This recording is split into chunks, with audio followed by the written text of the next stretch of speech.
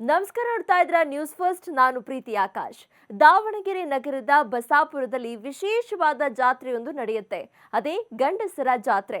ಬಸಾಪುರ ಮಹೇಶ್ವರ ಜಾತ್ರೆಯಲ್ಲಿ ಗಂಡಸರಿಗೆ ಮಾತ್ರ ಪ್ರವೇಶ ಇರಲಿದೆ. ಈ ಜಾತ್ರೆಗೆ ಒಂದು ಹೆಣ್ಣು ಮಗು ಕೂಡ ಬರೋ ಹಾಗೆ ಇಲ್ಲ. ದಾವಣಗೆರೆ ನಗರದ ಹೊರವಲಯದಲ್ಲಿ ಇರುವ ಬಸಾಪುರದಲ್ಲಿ ಈ ವಿಶೇಷವಾದ ಜಾತ್ರೆ ನಡೆಯುತ್ತೆ. 2 ದಿನಗಳ ಕಾಲ ಈ ಮಹೇಶ್ವರ ಜಾತ್ರೆ ನಡೆಯಲಿದ್ದು, ಮಹೇಶ್ವರ ದೇವರ ದರ್ಶನಕ್ಕೆ ಗಂಡು ಮಕ್ಕಳಿಗೆ ಮಾತ್ರ ಪ್ರವೇಶ ಇರಲಿದೆ. ನಿನ್ನೆ ಇಂದು ನಡೀತಾ ಇರುವ ಜಾತ್ರೆಗೆ ಜನಸಾಗರವೇ ಹರಿದು ಬರ್ತಾ ಇದೆ. ಮೊದಲ ದಿನ ಬಂದ ಭಕ್ತರಿಗೆ ಬೆಲ್ಲ, ಸಕ್ಕರೆ, ಬಾಳೆಹಣ್ಣು, ಹಾಲು ಪ್ರಸಾದವಾಗಿ ವಿತರಣೆ ಮಾಡಲಾಗಿದೆ.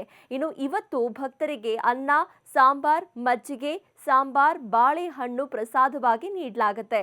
ಬಸಾಪುರದ ಪ್ರತಿ ಮನೆಯ ಗಂಡು ಮಕ್ಕಳು ಮಹೇಶ್ವರ ಜಾತ್ರೆಯಲ್ಲಿ ಪಾಲ್ಗೊಳ್ಳುವ ಪದ್ಧತಿ ಇದೆ.